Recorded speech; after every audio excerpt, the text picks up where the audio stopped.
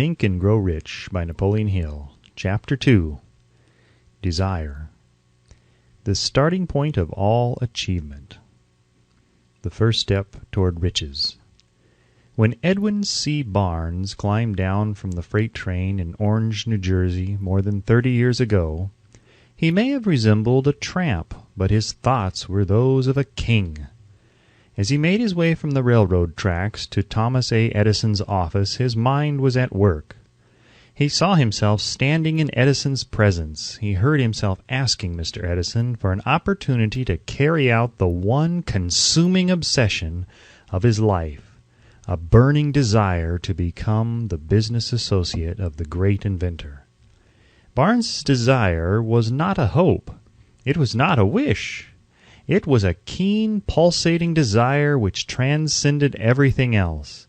It was definite. The desire was not new when he approached Edison. It had been Barnes's dominating desire for a long time.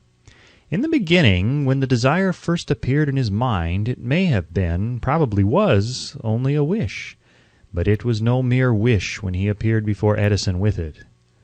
A few years later, Edwin C. Barnes again stood before Edison in the same office where he first met the inventor. This time his desire had been translated into reality. He was in business with Edison. The dominating dream of his life had become a reality. Today, people who know Barnes envy him because of the break life yielded him. They see him in the days of his triumph without taking the trouble to investigate the cause of his success. Barnes succeeded because he chose a definite goal, placed all of his energy, all of his willpower, all of his effort, everything back of that goal. He did not become the partner of Edison the day he arrived. He was content to start in the most menial work as long as it provided an opportunity to take even one step toward his cherished goal. 5 years passed before the chance he had been seeking made its appearance. During all those years, not one ray of hope, not one promise of attainment of his desire had been held out to him. To everyone except himself, he appeared only another cog in the Edison business wheel. But in his own mind, he was the partner of Edison every minute of the time, from the very day that he first went to work there. It is a remarkable illustration of the power of a definite desire. Barnes won his goal because he wanted to be a business associate of Mr. Edison more than he wanted anything else. He created a plan by which to attain that purpose. But he burned all bridges behind him. He stood by his desire until it became the dominating obsession of his life and, finally, a fact. When he went to Orange, he did not say to himself, "I will try to induce Edison to give me a job of some sort." He said, "I will see Edison and put him on notice that I have come to go into business with him." He did not say, "I will work there for a few months, and if I get no encouragement I will quit and get a job somewhere else." He did say, "I will start anywhere. I will do anything Edison tells me to do, but before I am through I will be his associate." He did not say, "I will keep my eyes open for another opportunity in case I fail to get what I want in the Edison organization." He said, "There is but one thing in this world that I am determined to have, and that is a business association with Thomas A. Edison. I will burn all bridges behind me and stake my entire future on my ability to get what I want." He left himself no possible way of retreat. He had to win or perish. That is all there is to the Barnes story of success.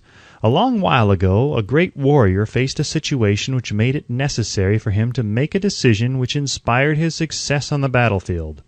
He was about to send his armies against a powerful foe whose men outnumbered his own.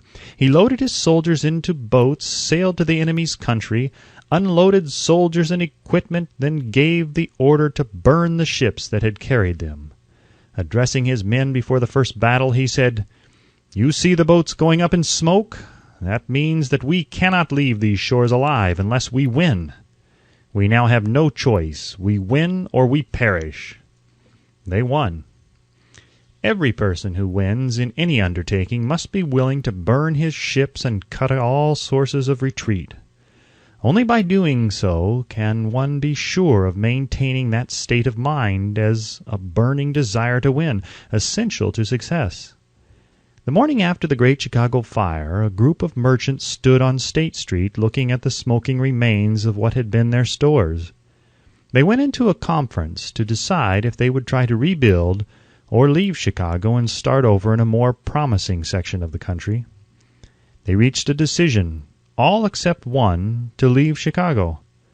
The merchant who decided to stay and rebuild pointed a finger at the remains of his store and said, "Gentlemen, on that very spot I will build the world's greatest store, no matter how many times it may burn down." That was more than 50 years ago. The store was built. It stands there today, a towering monument to the power of that state of mind known as burning desire. The easy thing for Marshall Field to have done would have been exactly what his fellow merchants did. When the going was hard and the future looked dismal, they pulled up and went where the going seemed easier. Mark well this difference between Marshall Field and the other merchants, because it is the same difference which distinguishes Edwin C. Barnes from thousands of other young men who have worked in the Edison organization.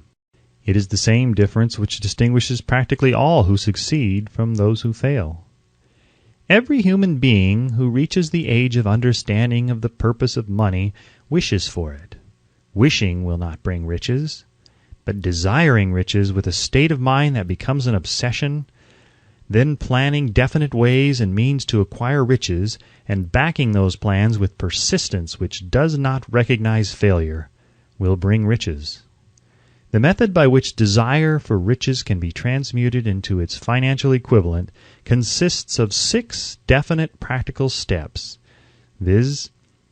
First, fix in your mind the exact amount of money you desire. It is not sufficient merely to say, "I want plenty of money." Be definite as to the amount. There is a psychological reason for definiteness which will be described in a subsequent chapter. Second, determine exactly what you intend to give in return for the money you desire. There is no such reality as something for nothing. Third, establish a definite date when you intend to possess the money you desire.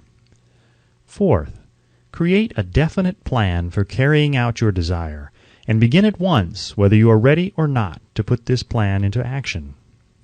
Fifth, write out a clear, concise statement of the amount of money you intend to acquire.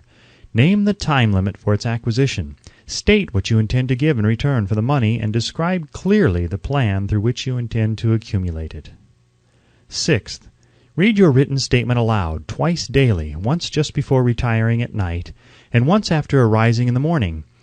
As you read, see and feel and believe yourself already in possession of the money. It is important that you follow the instructions described in these 6 steps. It is especially important that you observe and follow the instructions in the 6th paragraph. You may complain that it is impossible for you to see yourself in possession of money before you actually have it. Here is where a burning desire will come to your aid. If you truly desire money so keenly that your desire is an obsession, you will have no difficulty in convincing yourself that you will acquire it. The object is to want money and to become so determined to have it that you convince yourself you will have it. Only those who become money conscious ever accumulate great riches. Money consciousness means that the mind has become so thoroughly saturated with the desire for money that one can see one's self already in possession of it. To the uninitiated, who has not been schooled in the working principles of the human mind, these instructions may appear impractical. It may be helpful to all who fail to recognize the soundness of the 6 steps to know that the information they convey was received from Andrew Carnegie, who began as an ordinary laborer in the steel mills, but managed, despite his humble beginning, to make these principles yield himself a fortune of considerably more than $100 million. It may be of further help to know that the 6 steps here recommended were carefully scrutinized by the late Thomas A. Edison, who placed his stamp of approval upon them as being not only the steps essential for the accumulation of money, but necessary for the attainment of any definite goal. The steps call for no hard labor. They call for no sacrifice. They do not require one to become ridiculous or credulous. To apply them calls for no great amount of education, but the successful application of these 6 steps does call for sufficient imagination to enable one to see and to understand that accumulation of money cannot be left to chance, good fortune, and luck. One must realize that all who have accumulated great fortunes first did a certain amount of dreaming, hoping, wishing, desiring, and planning before they acquired money. You may as well know right here that you can never have riches in great quantities unless you can work yourself into a white heat of desire for money and actually believe you will possess it. You may as well know also that every great leader from the dawn of civilization down to the present was a dreamer. Christianity is the greatest potential power in the world today because its founder was an intense dreamer who had the vision and the imagination to see realities in their mental and spiritual form before they had been transmuted into physical form. If you do not see the great riches in your imagination, you will never see them in your bank balance. Never in the history of America has there been so great an opportunity for practical dreamers as now exists. The 6-year economic collapse has reduced all men substantially to the same level. A new race is about to be run. The stakes represent huge fortunes which will be accumulated within the next 10 years. The rules of the race have changed because we now live in a changed world that definitely favors the masses, those who had but little or no opportunity to win under the conditions existing during the Depression, when fear paralyzed growth and development.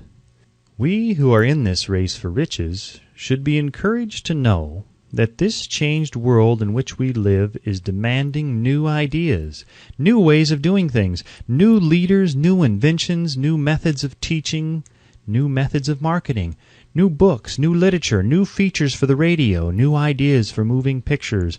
Back of all this demand for new and better things, there is one quality which one must possess to win, and that is definiteness of purpose, the knowledge of what one wants, and a burning desire to possess it.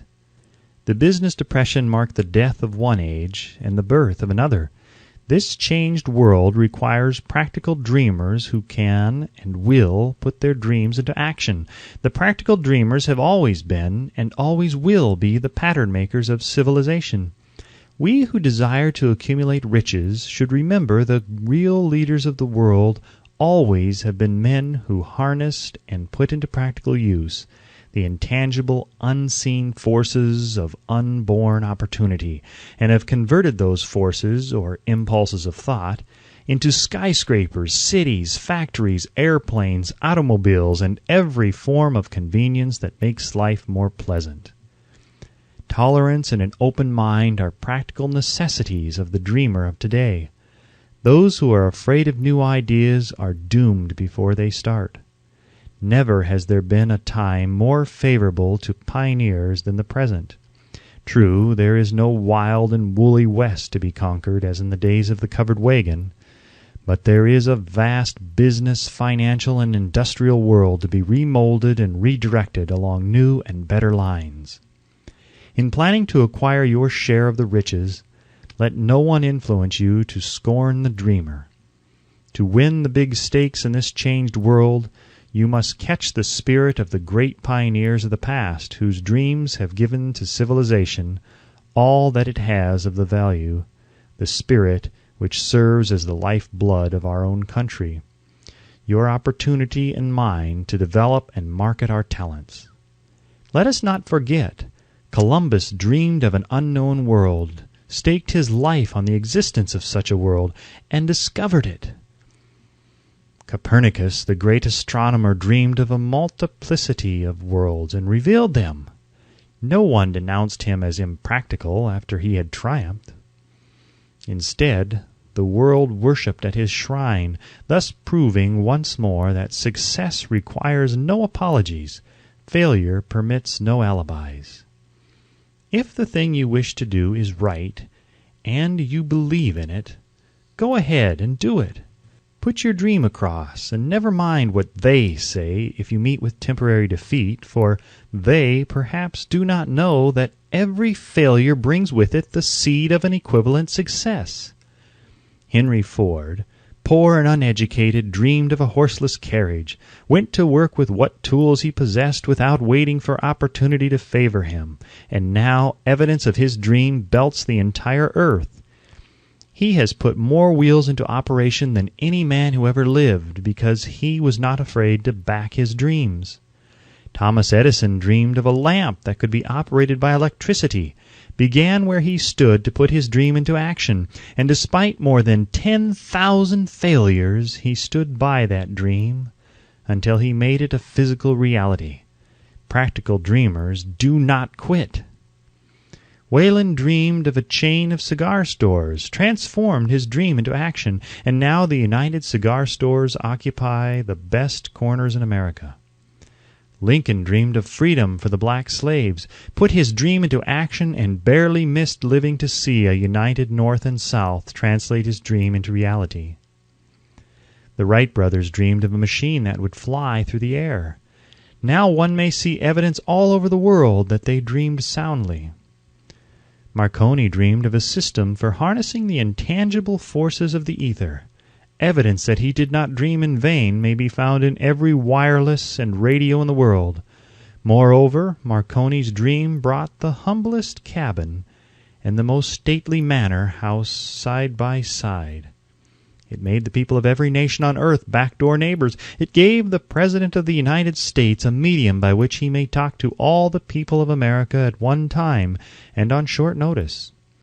It may interest you to know that Marconi's friends had him taken into custody and examined in a psychopathic hospital when he announced he had discovered a principle through which he could send messages through the air without the aid of wires or other direct physical means of communication. The dreamers of today fare better. The world has become accustomed to new discoveries. Nay, it has shown a willingness to reward the dreamer who gives the world a new idea. The greatest achievement was at first, and for a time, but a dream. The oak sleeps in the acorn, the bird waits in the egg, and in the highest vision of the soul, a waking angel stirs. Dreams are the seedlings of reality. Awake, arise, and assert yourself, you dreamers of the world. Your star is now in the ascendancy. The world depression brought the opportunity you have been waiting for. It taught people humility, tolerance, and open-mindedness.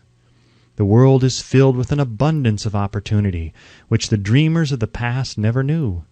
A burning desire to be and to do is the starting point from which the dreamer must take off. Dreams are not born of indifference, laziness, or lack of ambition. The world no longer scoffs at the dreamer, nor calls him impractical. If you think it does, take a trip to Tennessee and witness what a dreamer president has done in the way of harnessing and using the great water power of America. A score of years ago, such a dream would have seemed like madness. You have been disappointed. You have undergone defeat during the Depression. You have felt the great heart within you crushed until it bled. Take courage, for these experiences have tempered the spiritual metal of which you are made. They are assets of incomparable value. Remember, too, that all who succeed in life get off to a bad start and pass through many heartbreaking struggles before they arrive. The turning point in the lives of those who succeed usually comes at the moment of some crisis through which they are introduced to their other selves. John Bunyan wrote The Pilgrim's Progress, which is among the finest of all English literature, after he had been confined in prison and sorely punished because of his views on the subject of religion. O. Henry discovered the genius which slept within his brain. After he had met with great misfortune and was confined in a prison cell in Columbus, Ohio, being forced, through misfortune, to become acquainted with his other self, and to use his imagination, he discovered himself to be a great author instead of a miserable criminal and outcast. Strange and varied are the ways of life, and stranger still are the ways of infinite intelligence, through which men are sometimes forced to undergo all sorts of punishment before discovering their own brains and their own capacity to create useful ideas through imagination. Edison, the world's greatest inventor and scientist, was a tramp telegraph operator. He failed innumerable times before he was driven, finally, to the discovery of the genius which slept within his brain. Charles Dickens began by pasting labels on blacking pots. The tragedy of his first love penetrated the depths of his soul and converted him into one of the world's truly great authors. That tragedy produced first David Copperfield, then a succession of other works that made this a richer and better world for all who read his books. Disappointment over love affairs generally has the effect of driving men to drink and women to ruin, and this because most people never learn the art of transmuting their strongest emotions into dreams of a constructive nature. Helen Keller became deaf, dumb, and blind shortly after birth. Despite her greatest misfortune, she has written her name indelibly in the pages of the history of the great. Her entire life has served as evidence that no one ever is defeated until defeat has been accepted as a reality. Robert Burns was an illiterate country lad. He was cursed by poverty and grew up to be a drunkard in the bargain.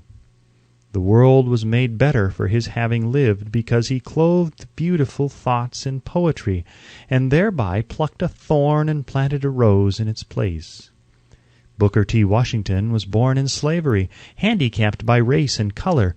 Because he was tolerant, had an open mind at all times on all subjects, and was a dreamer, he left his impress for good on an entire race. Beethoven was deaf, Milton was blind, but their names will last as long as time endures, because they dreamed and translated their dreams into organized thought. Before passing to the next chapter, kindle anew in your mind the fire of hope, faith, courage, and tolerance. If you have these states of mind and a working knowledge of the principles described, all else that you need will come to you when you are ready for it. Let Emerson state the thought in these words: "Every proverb, every book, every byword that belongs to thee, for aid and comfort shall surely come home through open or winding passages. Every friend whom not thy fantastic will, but the great and tender soul in thee craveth, shall lock thee in his embrace." There is a difference between wishing for a thing and being ready to receive it. No one is ready for a thing until he believes he can acquire it. The state of mind must be belief, not mere hope or wish. Open-mindedness is essential for belief. Closed minds do not inspire faith, courage, and belief. Remember, no more effort is required to aim high in life, to demand abundance and prosperity, than is required to accept misery and poverty. A great poet has correctly stated this universal truth through these lines: "I bargained with life for a penny, and life would pay no more. However, I begged at evening, when I counted my scanty store. For life is a just employer, he gives you what you ask, but once you have set the wages, why, you must bear the task. I worked for a menial's hire, only to learn, dismayed, that any wage I had asked of life, life would have willingly paid."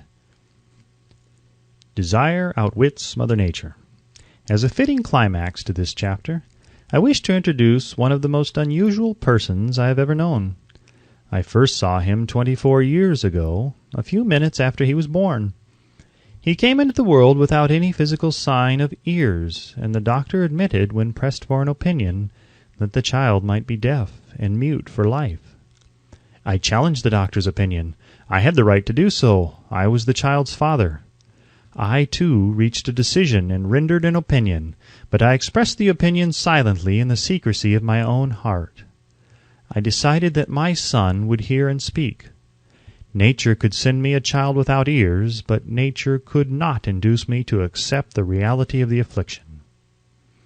In my own mind, I knew that my son would hear and speak. How? I was sure there must be a way, and I knew I would find it. I thought of the words of the immortal Emerson. The whole course of things goes to teach us faith. We need only obey. There is guidance for each of us, and by lowly listening we shall hear the right word. The right word? Desire! More than anything else, I desired that my son should not be a deaf-mute. From that desire I never receded, not for a second. Many years previously I had written, "Our only limitations are those we set up in our own minds." For the first time I wondered if that statement were true. Lying on the bed in front of me was a newly born child without the natural equipment of hearing. Even though he might hear and speak, he was obviously disfigured for life. Surely this was a limitation which that child had not set up in his own mind. What could I do about it? Somehow I would find a way to transplant into that child's mind my own burning desire for ways and means of conveying sound to his brain without the aid of ears. As soon as the child was old enough to cooperate, I would fill his mind so completely with a burning desire to hear that nature would, by methods of her own, translate it into physical reality. All this thinking took place in my own mind, but I spoke of it to no one. Every day I renewed the pledge I had made to myself, not to accept a deaf-mute for a son. As he grew older and began to take notice of things around him, we observed that he had a slight degree of hearing. When he reached the age when children usually begin talking, he made no attempt to speak, but we could tell by his actions that he could hear certain sounds slightly. That was all I wanted to know. I was convinced that if he could hear even slightly, he might develop still greater hearing capacity. Then something happened which gave me hope. It came from an entirely unexpected source. We bought a Victrola. When the child heard the music for the first time, he went into ecstasies and promptly appropriated the machine. He soon showed a preference for certain records, among them "It's a Long Way to Tipperary." On one occasion he played that piece over and over for almost 2 hours, standing in front of the Victrola with his teeth clamped on the edge of the case. The significance of this self-formed habit of his did not become clear to us until years afterward, for we had never heard of the principle of bone conduction of sound at that time. Shortly after he appropriated the Victrola, I discovered that he could hear me quite clearly when I spoke with my lips touching his mastoid bone, or at the base of the brain.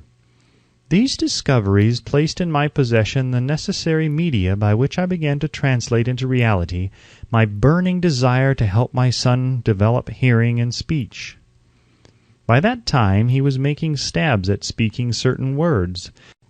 The outlook was far from encouraging, but desire backed by faith knows no such words as impossible. Having determined that he could hear the sound of my voice plainly, I began immediately to transfer to his mind the desire to hear and speak. I soon discovered that the child enjoyed bedtime stories, so I went to work creating stories designed to develop in him self-reliance, imagination, and a keen desire to hear and to be normal. There was one story in particular which I emphasized by giving it some new and dramatic coloring each time it was told.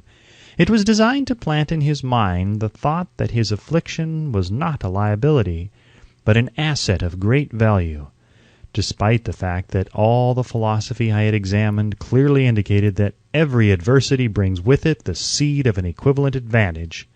I must confess that I had not the slightest idea how this affliction could ever become an asset.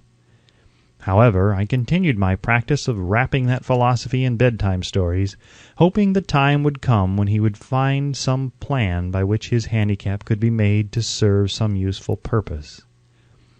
Reason told me plainly that there was no adequate compensation for the lack of ears and natural hearing equipment. Desire, backed by faith, pushed reason aside and inspired me to carry on. As I analyze the experience in retrospect, I can see now that my son's faith in me had much to do with the astounding results. He did not question anything I told him.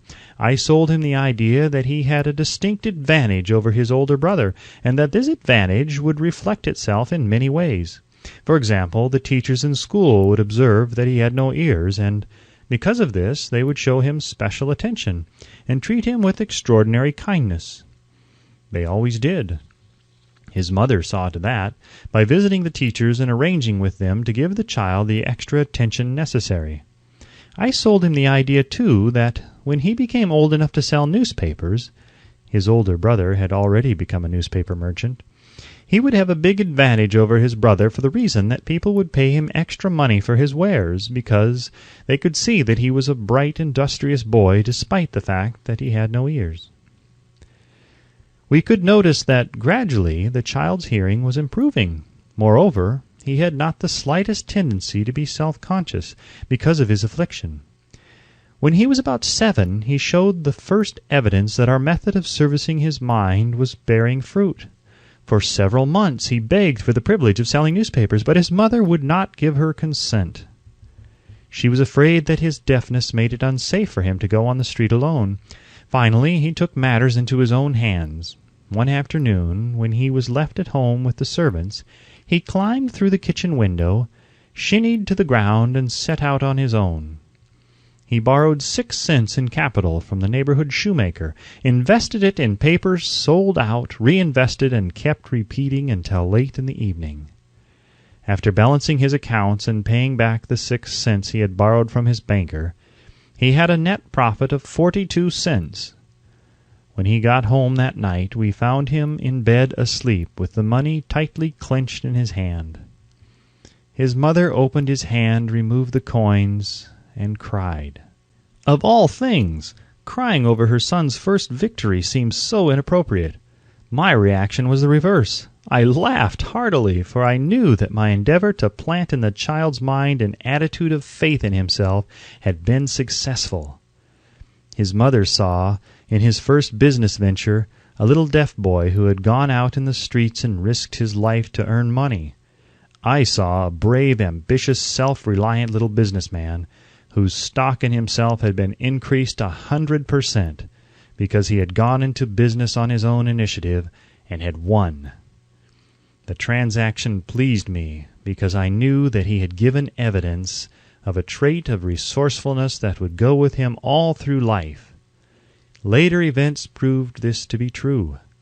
When his older brother wanted something, he would lie on the floor, kick his feet in the air, cry for it, and get it.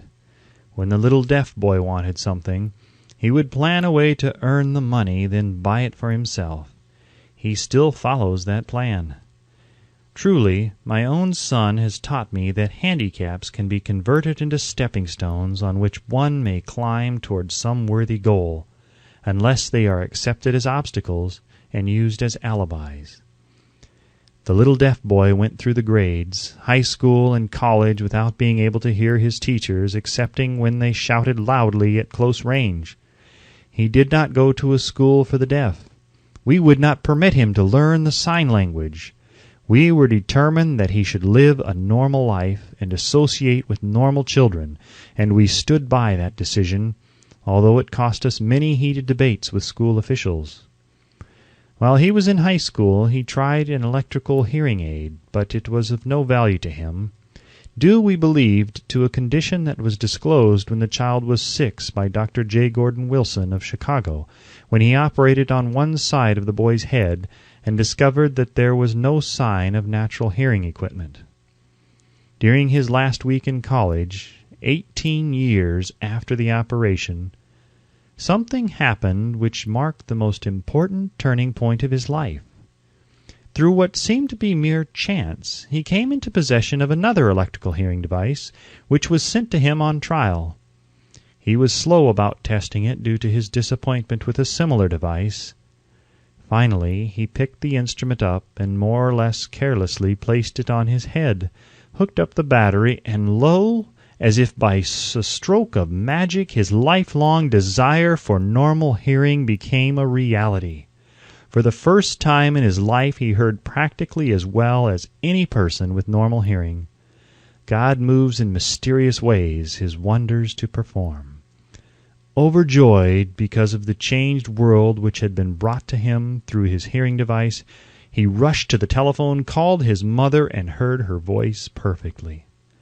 The next day he plainly heard the voices of his professors in class for the first time in his life. Previously, he could hear them only when they shouted at short range. He heard the radio. He heard the talking pictures. For the first time in his life, he could converse freely with other people without the necessity of their having to speak loudly. Truly, he had come into possession of a changed world. We had refused to accept nature's error, and by persistent desire we had induced nature to correct that error through the only practical means available. Desire had commenced to pay dividends, but the victory was not yet complete. The boys still had to find a definite and practical way to convert this handicap into an equivalent asset. Hardly realizing the significance of what had already been accomplished, but intoxicated with the joy of his newly discovered world of sound, he wrote a letter to the manufacturer of the hearing aid, enthusiastically describing his experience. Something in his letter, something perhaps which was not written on the lines, but back of them, caused the company to invite him to New York. When he arrived, he was escorted through the factory, and while talking with the chief engineer, telling him about his changed world, a hunch, an idea, or an inspiration, call it what you wish, flashed into his mind. It was this impulse of thought which converted his affliction into an asset, destined to pay dividends in both money and happiness to thousands for all time to come. The sum and substance of that impulsive thought was this. It occurred to him that he might be of help to the millions of deafened people who go through life without the benefit of hearing devices, if he could find a way to tell them the story of his changed world. Then and there he reached a decision to devote the remainder of his life to rendering useful service to the hard of hearing. For an entire month he carried on an intensive research, during which he analyzed the entire marketing system of the manufacture of the hearing device, and created ways and means of communicating with the hard of hearing all over the world for the purpose of sharing with them his newly discovered, changed world. When this was done, he put in writing a 2-year plan based upon his findings. When he presented the plan to the company, he was instantly given a position for the purpose of carrying out his ambition. Little did he dream when he went to work that he was destined to bring hope and practical relief to thousands of deafened people who, without his help, would have been doomed forever to deaf mutism. Shortly after he became associated with the manufacturer of his hearing aid, he invited me to attend a class conducted by his company for the purpose of teaching deaf mutes to hear and to speak. I had never heard of such a form of education. Therefore I visited the class, skeptical but hopeful that my time would not be entirely wasted. Here I saw a demonstration which gave me a greatly enlarged vision of what I had done to arouse and keep alive in my son's mind the desire for normal hearing. I saw deaf mutes actually being taught to hear and to speak through application of the self-same principle I had used more than 20 years previously in saving my son from deaf mutism. Thus, through some strange turn of the wheel of fate, my son Blair and I have been destined to aid in correcting deaf mutism for those as yet unborn, because we are the only living human beings, as far as I know, who have established definitely the fact that deaf mutism can be corrected to the extent of restoring to normal life those who suffer with this affliction. It has been done for one, it will be done for others. There is no doubt in my mind that Blair would have been a deaf mute all his life if his mother and I had not managed to shape his mind as we did. The doctor who attended at his birth told us, confidently, the child might never hear or speak. A few weeks ago, Dr. Irving Voorhees, a noted specialist on such cases, examined Blair very thoroughly. He was astounded when he learned how well my son now hears and speaks, and said his examination indicated that, theoretically, the boy should not be able to hear at all.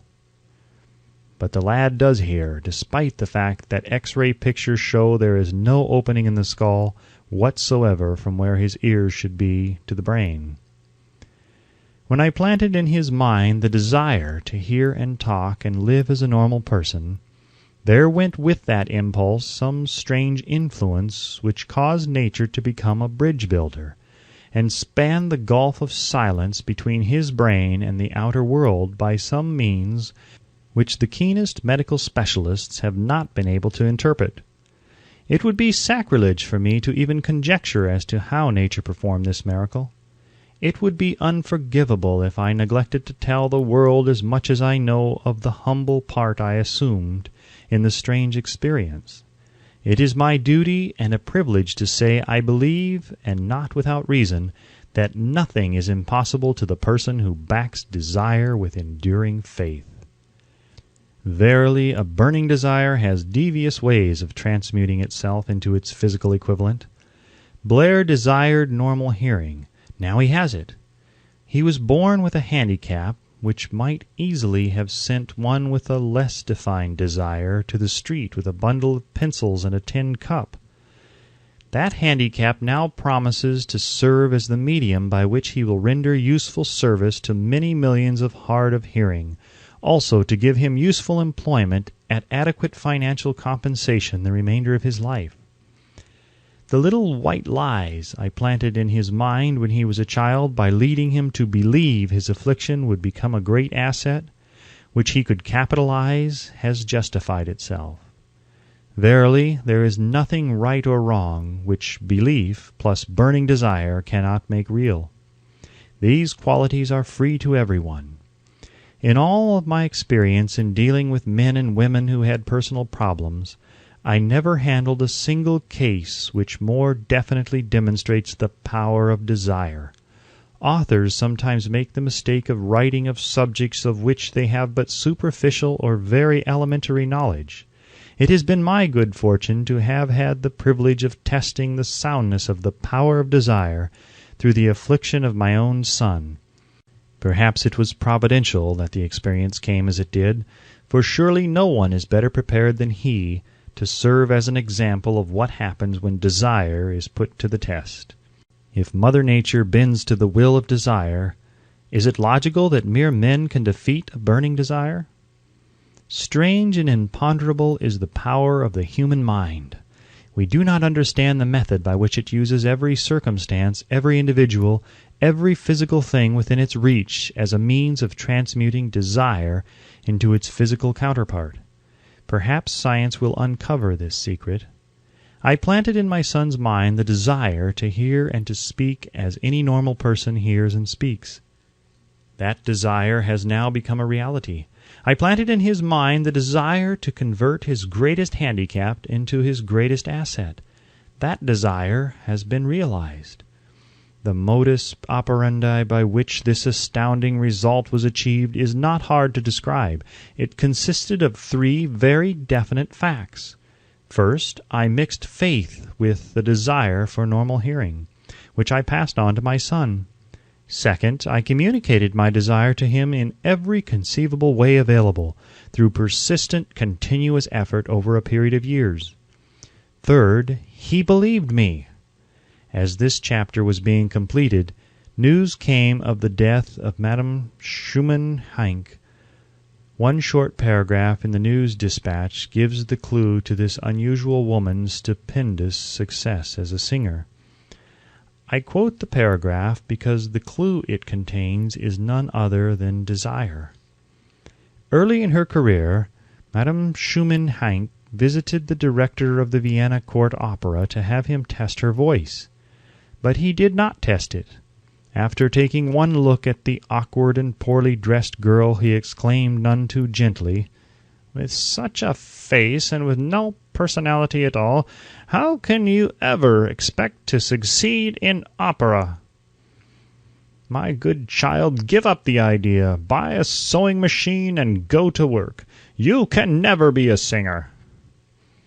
Never is a long time. The director of the Vienna Court Opera knew much about the technique of singing. He knew little about the power of desire when it assumes the proportion of an obsession. If he had known more of that power, he would not have made the mistake of condemning genius without giving it an opportunity. Several years ago, one of my business associates became ill. He became worse as time went on, and finally was taken to the hospital for an operation. Just before he was wheeled into the operating room, I took a look at him and wondered how anyone as thin and emaciated as he could possibly go through a major operation successfully. The doctor warned me that there was little if any chance of my ever seeing him alive again. But that was the doctor's opinion. It was not the opinion of the patient. Just before he was wheeled away, he whispered feebly, "Do not be disturbed, Chief. I will be out of here in a few days." The attending nurse looked at me with pity. But the patient did come through safely. After it was all over, his physician said, "Nothing but his own desire to live saved him. He never would have pulled through it if he had not refused to accept the possibility of death." I believe in the power of desire backed by faith, because I have seen this power lift men from lowly beginnings to places of power and wealth. I have seen it rob the grave of its victims. I have seen it serve as the medium by which men staged a comeback after having been defeated in 100 different ways. I have seen it provide my own son with a normal, happy, successful life, despite nature's having sent him into the world without ears. How can one harness and use the power of desire? This has been answered through this and the subsequent chapters of this book. This message is going out to the world at the end of the longest and perhaps the most devastating depression America has ever known. It is reasonable to presume that the message may come to the attention of many who have been wounded by the Depression, those who have lost their fortunes, others who have lost their positions, and great numbers who must reorganize their plans and stage a comeback. To all these I wish to convey the thought that all achievement, no matter what may be its nature or its purpose, must begin with an intense, burning desire for something definite. Through some strange and powerful principle of mental chemistry, which she has never divulged, nature wraps up in the impulse of strong desire that something which recognizes no such word as impossible and accepts no such reality as failure.